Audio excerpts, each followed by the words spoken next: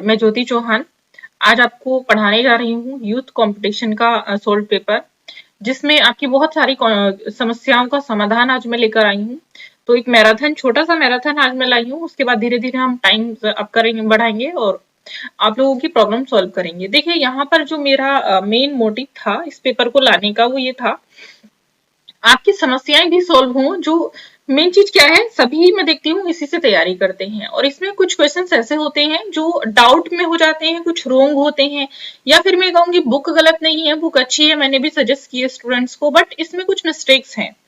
उनको वो मिस्टेक कैसे हैं, क्योंकि कई बार क्या होता है, सही चीज को भी आयोग गलत बना देता है। जैसे इस बार भी आपने देखा जो पेपर हुआ है, सही चीज को भी गलत मान लिया जाता है, तो उसके अकॉर्डिंग ही ये पेपर आते हैं। तो आप लोगों को ये भी जानना बहुत जरूरी है कि सही और गलत क्या है, और जहां पर डाउट है तो वो कैसे है।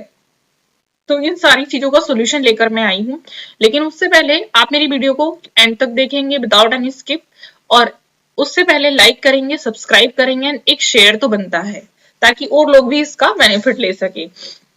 तो सबसे पहले मेरी वीडियो को लाइक करें, क्योंकि मैं देखती हूँ व्यूज इतने सारे होते हैं लेकिन लाइक बहुत कम होते हैं, तो लाइक करना ना भूलें। चलिए, अब हम आ जाते हैं फर्स्ट पेपर पर, जो प्रागैतिहासिक फर्स्ट क्वेश्चन पर, जो प्रागैतिहासिक कालीन चित्रकला से दिया गया है। बहुत ही इंपॉर्टेंट है और ये ऐसा एक टॉपिक है आप लोगों के लिए कि जिसमें कंफ्यूजन हो जाती है। तो देखिए, पहला ही क्वेश्चन मैं पढ़ने वाली हूँ और पहला क्वेश्चन है, भारतीय पुरातत्व का जनक मतलब पिता किसे कहा गया है। इस तरह के क्वेश्चन काफी सारे आ जाते हैं। सर जॉन मार्शल को ए नंबर पर ऑप्शन दिया है, दूसरा ऑप्शन है सर अलेक्जेंडर कनिंघम को, तीसरा है स्टेला क्रैमरिस को, एंड चौथा है केन दीक्षित को। तो देखिए, कई बार क्या होता है कि हम दो ऑप्शन में कंफ्यूज हो जाते हैं। जैसे कि यहाँ पर लोग कंफ्यूज होते हैं सर जॉन मार्शल और अलेक्जेंडर कनिंघम पर। तो इसकी जो खोज हुई थी वो भारतीय पुरातत्व, भारतीय प्रागैतिहासिक काल के समय ही हुई थी जब इसकी खोज हुई थी। इस विभाग की स्थापना भी तभी हुई थी, 23 जनवरी 1814 से लेकर 1893 के मध्य, क्योंकि एक उसमें ये बाद में स्थायी कर दिया जाता है। अलेक्जेंडर कनिंघम ने इसकी स्थापना की थी और ब्रिटिश सेना के बंगाल इंजीनियर ग्रुप में इंजीनियर थे ये। बाद में भारतीय पुरातत्व विभाग ऐतिहासिक, भूगोल तथा इतिहास के प्रसिद्ध विद्वानों के रूप में ये प्रसिद्ध हुए थे। ठीक है, और इनको भारतीय पुरातत्व सर्वेक्षण विभाग का जनक माना जाता है। तो right option is sir Alexander Cunningham, B. Okay, ठीक। अब सेकेंड आगे क्वेश्चन है हमारा, भारत सबसे पुरानी ज्ञात, देखिए सबसे पुरानी ज्ञात कलाकृति है। तो सबसे पुरानी ज्ञात कलाकृति की अगर मैं बात करूं, ये प्रश्न कई बार आ चुका है और कई स्टेट में घूम चुका है। भीमबेटका पेट्रोग्लिफ्स, बादामी गुफाएं, अजंता गुफाएं, एडक्कल गुफाएं। तो देखिए, सबसे पुरानी जो ज्ञात कलाकृति आती है वो आती है हमारी ए नंबर की, भीमबेटका पेट्रोग्लिफ्स। ठीक है, तो ये इसका आंसर करेक्ट है। थर्ड क्वेश्चन पर चलते हैं। जैसे इसमें देखिए बहुत सारी डिटेल दे दी गई है कि भीमबेटका को जू रॉक शेल्टर भी कहा जाता है।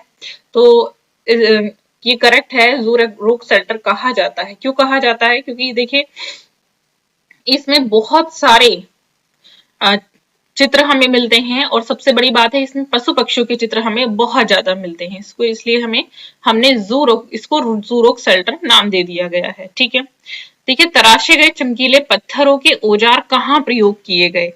तराशे गए, ध्यान दीजिएगा प्रश्न पर, तराशे गए चमकीले पत्थरों के औजार कहाँ प्रयोग किए गए? पूरा पाषाण काल, मध्य पाषाण काल, नव पाषाण काल या ताम्र पाषाण काल?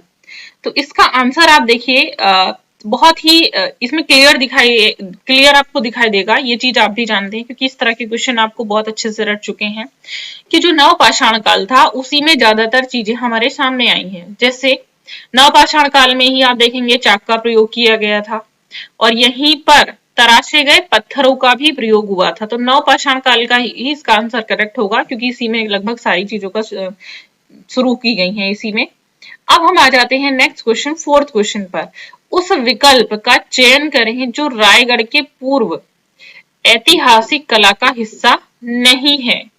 उस विकल्प का मतलब उत्तर का चयन करना है जो रायगढ़ के पूर्व ऐतिहासिक कला का हिस्सा नहीं है। रायगढ़ से पहले बहुत सारा प्रश्न आता था। तो उदयगिरी, अमर गुफा,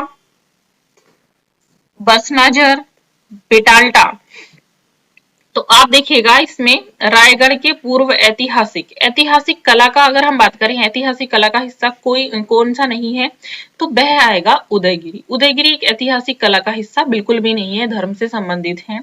ठीक है, अब हम आ जाते हैं क्वेश्चन नंबर 5 पर। 5 क्वेश्चन नंबर इसमें इस साइड है। हाँ देखिए, भीमबेटका की पाषाण गुफाएं स्थित हैं। तो देखिए यहाँ भीमबेटका की फिर से प्रश्न आया भीमबेटका के बारे में कि भीमबेटका की जो पाषाण गुफाएं स्थित हैं वो कहाँ पर है। सतपुड़ा की पहाड़ियों पर, विंध्याचल की पहाड़ियों पर, गर्दन की पहाड़ियों पर, छोटा नागपुर पठार में। तो भीमबेटका क्योंकि जो स्थित है आपका मध्य प्रदेश में, तो इसमें पहाड़ी अगर पूछी गई है तो पहाड़ी की बात करें। देखिए कई बार मैंने अपने स्टूडेंट को भी क्लास में भी ये चीज समझाई है कि पहाड़ी से, क्योंकि मेन क्वेश्चन इस तरह का हो जाता है कई बार कि पहाड़ी विंध्याचल पर पहाड़ी, तो जब हम मिर्जापुर को पढ़ते हैं तब भी हम विंध्याचल की पहाड़ी पढ़ते हैं, क्योंकि इसका राइट आंसर भी विंध्याचल की पहाड़ी ही है। अब भीमबेटका है वो भी मध्य प्रदेश में है, तो क्या रीजन क्या है कि पहाड़ी जो है मध्य प्रदेश में भी है और उत्तर प्रदेश में भी है। तो इसका क्वेश्चन का आंसर आज मैं आप लोगों पर छोड़ती हूँ, आप लोग मुझे कमेंट करके बताएंगे कि आखिर ऐसा क्यों है। एक रीजन मुझे एक छोटी सी लाइन में देंगे तो मैं समझ जाऊंगी कि आपने इसके बारे में कितना डिटेल पढ़ा है। ठीक है, नॉर्मली क्वेश्चन है आप लोगों के लिए, मैं मान सकती हूँ कि जीके भी नहीं, या फिर आपको उसकी जानकारी होनी चाहिए, इस तरह का प्रश्न है, तो आप लोग मुझे इसका आंसर देंगे। चलिए अब हम आ जाते हैं, भीमबेटका की गुफाएं किस शहर के नजदीक हैं। ये बहुत इंटरेस्टिंग क्वेश्चन है, क्योंकि भीमबेटका इस तरह के प्रश्न और भी शैलियों से भी आ जाते हैं आपकी, और भी गुफाओं से आ जाते हैं, किसी भी दूरी पूछ ली जाती है कई बार। तो भीमबेटका देखिए कलकत्ता के पास भी नहीं है, पुणे के पास भी नहीं है, औरंगाबाद के पास भी नहीं है। भोपाल से अगर हम बात करें तो लगभग 40 किलोमीटर की दूरी पर भीमबेटका की गुफाएं हमें मिल जाती हैं। ठीक, अब हम आ जाते हैं, पूरा पाषाण काल के दौरान बने भीमबेटका के चित्र हैं। तो पूरा पाषाण काल में जो भीमबेटका के चित्र बनाए गए हैं उसमें कौन कौन से चित्र आते हैं, तो उन चित्रों को हम देख लेते हैं। जैसे बात करें हम इसमें, भाले के साथ शिकार करते मानव, मेंढक और सांप, जेब्रा और बकरी, और हाथी, जंगली सांड और बाघ की। तो आपने देखा है भीमबेटका में जो हमें सबसे ज्यादा चित्र मिलते हैं वो हमें मिलते हैं हाथी, जंगली सांड और बाघ। ये चित्र हमें मिलते हैं पूरा पाषाण काल के दौरान के। ठीक है, तो इसका राइट आंसर ए होगा। अब हम आ जाते हैं क्वेश्चन नंबर, ये था हमारा 7, क्वेश्चन नंबर 8 पर। क्वेश्चन नंबर 8 है, पूर्व ऐतिहासिक कला केंद्र रायगढ़ स्थित है। तो रायगढ़ जो पूर्व ऐतिहासिक कला केंद्र है वह कहां पर स्थित है। तो देखिए बिहार में, उत्तर प्रदेश में, महाराष्ट्र में या छत्तीसगढ़ में। तो रायगढ़ आप लोग जानते भी हैं, रायगढ़ है आपका छत्तीसगढ़ में, छत्तीसगढ़ में स्थित है। ये आंसर भी इसका करेक्ट दिया हुआ है। अब आ जाते हैं फिर से, देखिए भीमबेटका, क्योंकि भीमबेटका एक ऐसा आपका शैलाश्रय है कि जहां से बहुत सारे प्रश्न ले लिए जाते हैं। एक तरह से ये प्रसिद्ध है, जू रॉक शेल्टर भी इसको कहा गया है। तो ऑब्वियसली यहाँ से प्रश्न पूछे ही जाते हैं, आज भी यहाँ से प्रश्न आते हैं, तो इसको बिल्कुल मत छोड़िएगा। भीमबेटका गुफा के चित्र हैं बुद्ध जातक कहानियां। आप खुद ही देखिए क्वेश्चन कैसे अपने आप हटता चला जाता है और आंसर आपके पास आ जाता है। बुद्ध जातक कहानियां, भगवान शिव के, सांप्रदायिक सभा, झरनों का चित्र। जब आपको राइट आंसर मिलने में प्रॉब्लम हो तो आपको क्या करना है, आपको इस तरह से निकालना है कि बुद्ध जातक कहानियां कहां पर है, अजंता में, तो भीमबेटका में नहीं है। भगवान शिव के भी इसमें यहाँ पर दृश्य नहीं है भीमबेटका में, झरनों का चित्र भी नहीं है। ये बात शायद मैंने आपको क्लास में भी समझाई हो कि हमें प्रागैतिहासिक काल में झरनों के या फिर लैंडस्केप के दृश्य बिल्कुल भी नहीं मिलते हैं। हमें यहाँ से सिर्फ क्या मिलते हैं, पशु पक्षियों के चित्र मिलते हैं, शिकार के चित्र मिलते हैं। उनका रीजन क्या है, क्योंकि उस समय का जो मानव था उसने उसके आसपास जो चीजें थी उसने उन्हीं को चित्रित किया। या फिर हम ये कहेंगे, जैसे हम ये कहते हैं आसपास, तो क्योंकि झरने भी थे और लैंडस्केप के दृश्य भी थे। एक रीजन ये भी रहता है कि जो हम अपने आसपास देखने के साथ साथ हम अपने मन के भावों को व्यक्त करते हैं। तो उस समय का जो मानव के मन में जो भाव रहता था, शिकार का भाव रहता था, डर का भाव रहता था, तो उसने उन्हीं चीजों को व्यक्त किया। इसलिए इसमें जो आएगा सांप्रदायिक सभा आएगा। और सांप्रदायिक सभा में जो दृश्य है वो है कुछ व्यक्तियों का समूह था जो बैठे हुए बात करते हुए दिखाया गया है। ठीक है, अब हम आ जाते हैं क्वेश्चन नंबर 10 पर। क्वेश्चन नंबर 10 में देखिए, पंचमढ़ी की पहाड़ियां किस राज्य में स्थित हैं? शायद प्रश्न फिर से ऐसे आएगा। तो देखिए, छत्तीसगढ़, ए है छत्तीसगढ़ ऑप्शन, बी मध्य प्रदेश, सी कर्नाटक, डी तमिलनाडु। पंचमढ़ी की पहाड़ियां किस राज्य में स्थित हैं? तो पंचमढ़ी की पहाड़ियां पूछा गया है कि किस राज्य में स्थित हैं?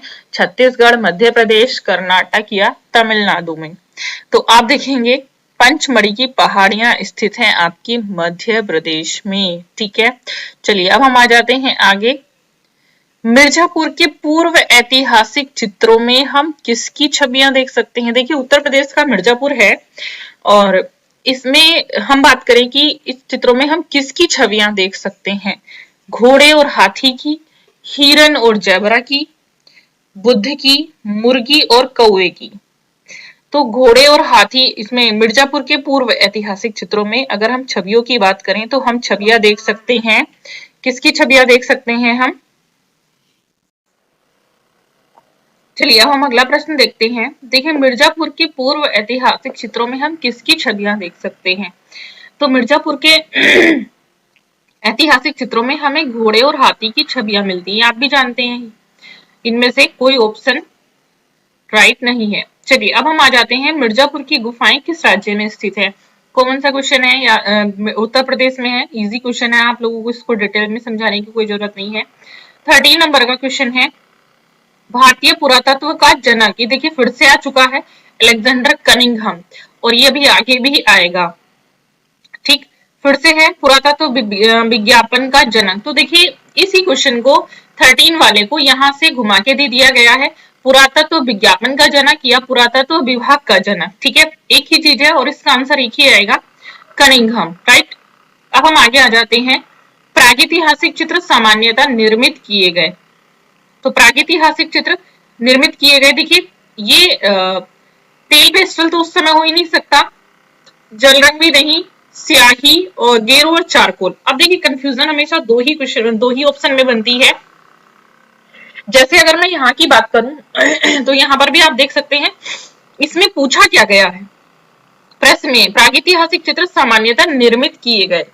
तो निर्मित किए गए थे गेरू व चारकोल से। ठीक है, इसमें ये पूछा है निर्मित किए गए, ये नहीं पूछा हमसे रेखाएं किससे बनाएगी, कलर किससे किए गए। अगर क्वेश्चन हमारा इस तरह से आ जाता, रेखाएं किससे बनाएगी, तो चारकोल से बनाई गई थी, कलर किससे किए गए तो गेरू रंग थे। इसमें निर्मित, तो निर्मित में तो दोनों ही चीजें आपकी आ जाएंगी। Okay, is that clear? चलिए अब हम इधर आ जाते हैं, क्वेश्चन नंबर 16, भारतीय पुरातत्व के जनक कनिंघम। अब आगे आ जाते हैं हम, सही मिलान कीजिए।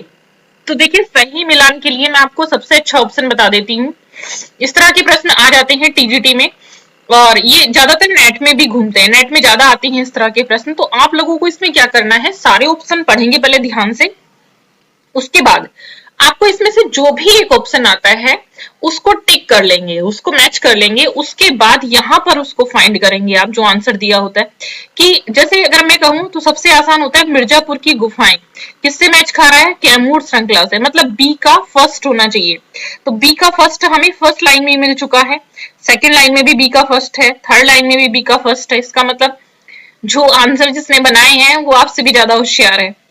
ठीक है, चलिए कोई बात नहीं, लेकिन हमें उससे ज्यादा होशियार होना है। अब हम आ जाते हैं बेलारी की गुफाएं। बेलारी की गुफाएं दक्षिण भारत में है। तो आप सब ये ऑप्शन चूज करेंगे, बी का फर्स्ट एंड सी का सेकंड कौन सा है। अब हमें सी का सेकंड चूज करना है, तो पहले ही नंबर पे हमें मिल चुका है, दूसरे नंबर पर भी सी का सेकंड है। अब हमारे सामने दो ऑप्शन है जिसमें से हमें चूज करना है। अब आपको ये भी पता है कि सिघनपुर की जो गुफाएं हैं आपकी, वो रायगढ़ रियासत में स्थित है। ठीक है, सीधा सीधा जस्ट उसके सामने ही है। तो ये ऑप्शन आप चूज करेंगे, देखेंगे किसमें है, तो ये पहले में है लेकिन दूसरे में इसका ऑप्शन नहीं है और हमें एक या दूसरे में से ही चूज करना था। तो हमें इसका राइट आंसर कौन सा मिल गया है, ए, आदमगढ़ शिलाश्रय चित्र, होशंगाबाद, ठीक है। इस तरह से आपका जो मैचिंग वाला क्वेश्चन है वो इजी हो जाता है, राइट। अब हम आ जाते हैं नेक्स्ट क्वेश्चन पर। देखिए यहाँ पर इसका सोल्विंग भी दिया हुआ है। एक्चुअल में मैं इसको फर्स्ट टाइम ओपन कर रही हूँ, यूथ कंपटीशन, वो भी आप लोगों की डिमांड से। तो मुझे पता नहीं है इसमें किस तरह से आता है, क्योंकि मैंने भी जो बुक लिखी है वो इस तरह से बिल्कुल नहीं लिखी है। मेरी जो बुक है मैंने ऑप्शन दिए हुए हैं क्लियरली, एंड नेक्स्ट ये दिया हुआ है, क्योंकि मेरा मानना ये है जो क्वेश्चन आपके हैं उसके सामने आपको इतना बड़ा आंसर जस्ट नीचे ही दिया हुआ अच्छी बात है, लेकिन सोल्विंग आप टीचर से भी पढ़ते हैं, इधर उधर से पढ़ने के बाद ही आप उसको क्वेश्चन को सोल्व कर पाते हैं। इन्होंने नीचे दे दिया है, ठीक है, चलिए कोई बात नहीं। मध्य प्रदेश, ये चीज बहुत सारे स्टूडेंट को अच्छी भी लगती है। चलिए, मध्य प्रदेश की प्रागैतिहासिक, लेकिन मेरा मानना यह था कि इससे पूरी बुक फिल हो जाती है। फिलहाल थर्ड बुक मेरी आने वाली है। और देखिए मैं एक बहुत ही गुड न्यूज है आप लोगों के लिए, मेरा न्यू बैच भी स्टार्ट होने वाला है और ऐप पर ही स्टार्ट होगा। उसमें रिकॉर्डेड क्लास भी आप लोगों को मिलेगी। मैंने उसमें डाला हुआ है डेमो के तौर पर, एक वीडियो भी डाला हुआ है, आप लोग देख सकते हैं आर्ट नॉलेज क्लब ऐप पर स्टोर में जाके। तो उसमें आप ज्वाइन कर सकते हैं, वहीं से आपको डाउट क्लास भी मिलेगा और आपको क्वेश्चन सीरीज भी मैं करा रही हूँ, क्योंकि मेरी टेस्ट क्वेश्चन सीरीज अभी चल रही है। आप लोग ज्वाइन कर सकते हैं, जितनी छुट्टी है वो आपकी पीछे की मिल जाएगी, वेरी रीजनेबल प्राइस पर मैंने दी हुई है। और जिन लोगों को कोर्स ज्वाइन करना है वो कोर्स भी ज्वाइन कर सकते हैं, ठीक है। चलिए अब हम आ जाते हैं आगे। मध्य प्रदेश की प्रागैतिहासिक कालीन गुफा भीमबेटका का अन्वेषण किस पुरातत्ववेत्ता ने किया था? तो देखिए भीमबेटका, हमने कुछ छोड़ दिया है क्या क्वेश्चन? नहीं, भीमबेटका की गुफा के बारे में प्रश्न आता ही आता है। तो ये है, ये बहुत आसान है, आपको याद रखना है। भीमबेटका की प्रागैतिहासिक कालीन गुफा भीमबेटका का अन्वेषण किया था बी.एस. बांकड़कर ने। मतलब किसने किया था? बी.एस. बांकड़कर ने किया था। और ये अन्वेषण मतलब होता है आपका खोज के बारे में पूछ रहा है, ठीक है। तो ये बहुत ही शुद्ध हिंदी है, बहुत सारे स्टूडेंट जानते भी हैं। बी.एस. बांकड़कर ने किया था, विष्णु श्रीधर बांकड़कर इनका पूरा नाम है। अब हम आ जाते हैं नेक्स्ट क्वेश्चन पर। प्रागैतिहासिक शिला चित्रों का विषय क्या था? ठीक, गलत मिसप्रिंट हो गया है। प्रागैतिहासिक शिला चित्रों का विषय आप जानते हैं, आखेट था, पशु पक्षी भी था, युद्ध भी था, उपरोक्त सभी, ठीक है। तो उपरोक्त सभी इनका विषय था। अब देखिए यहाँ से मैं यूरोपीय प्रागैतिहासिक कला को भी जोड़ देती हूँ, थोड़ा सा आप लोगों को क्लियरली हो जाएगा। कुछ चीजें यूरोपीय प्रागैतिहासिक और भारतीय प्रागैतिहासिक में सेम है, तो आप उनको यहाँ से इजीली लर्न कर सकते हैं। जैसे प्रागैतिहासिक शिला चित्रों का विषय भारतीय, तो इसमें भारतीय या पाश्चात्य नहीं दिया है, तो ये क्वेश्चन दोनों पर ही जाएगा। तो इसमें दोनों का आंसर यही रहेगा, यूरोपीय में भी और आपका भारतीय चित्रकला में भी। दोनों में आखेट है, लेकिन यहाँ पर जो है आपको उपरोक्त सभी पशु पक्षी युद्ध के भी दृश्य यहाँ पर बने हुए हैं। क्योंकि आप देखते हैं जब पाश्चात्य कला आप लोग पढ़ते हैं, मैंने भी पढ़ा है, मेरी वीडियो पड़ी हुई है आप लोगों को, तो उसमें कुछ चीजें ऐसी हैं कि दोनों में मैच खाती हैं काफी सारी, ठीक है। अब हम आ जाते हैं नेक्स्ट क्वेश्चन पर। 20 है, प्रागैतिहासिक चित्रों का धरातल क्या था? तो देखिए ये भी एक सिंपल सा है, क्योंकि कपड़ा उस समय नहीं था, कागज भी नहीं था, कैनवास भी नहीं था। अगर हम ये सारी चीजें भी नहीं सोचे तो हम ये सोचेंगे कि प्रागैतिहासिक चित्रों को हम कहते ही शिला चित्र हैं। शिला उनका बेस था, आधार था, धरातल था, जिसपे उन्होंने चित्र निर्माण किए, क्योंकि उनके सामने और कोई वस्तु नहीं थी इस तरह की, शिला ही थी, दीवारें भी शिला की थी और उनका जो बेस था वह भी शिला का था, पत्थर का था। इसीलिए उनको शैलाश्रय कहा जाता था, क्योंकि वो प्रकृति निर्मित गुफाओं में रहते थे, ना कि रॉक कट गुफाओं में। इसलिए उनको क्या कहा गया? शैलाश्रय, अर्थात उनका जो आधार था वह शिला था, ठीक है। चित्र बनाने का जो आधार था वह शिला था, धरातल था। अब हम आ जाते हैं, भारतीय प्रागैतिहासिक चित्रकला के लेखक कौन हैं? भारतीय प्रागैतिहासिक चित्रकला के लेखक अजीत घोष, जगदीश गुप्त, अमरनाथ दत्त, एडरसन। तो ये आपका दिया गया है चित्रकला, ये बुक दी गई है भारतीय प्रागैतिहासिक चित्रकला के लेखक जगदीश गुप्त। गेरू है, गेरू क्या है? गेरू पूछा गया है। तो जैसे कि बताया जाता है प्रागैतिहासिक चित्रकला में जो रंग प्रयुक्त किए जाते हैं वे रंग हमारे प्रयुक्त किए जाते हैं। कौन से रंग होते हैं वे?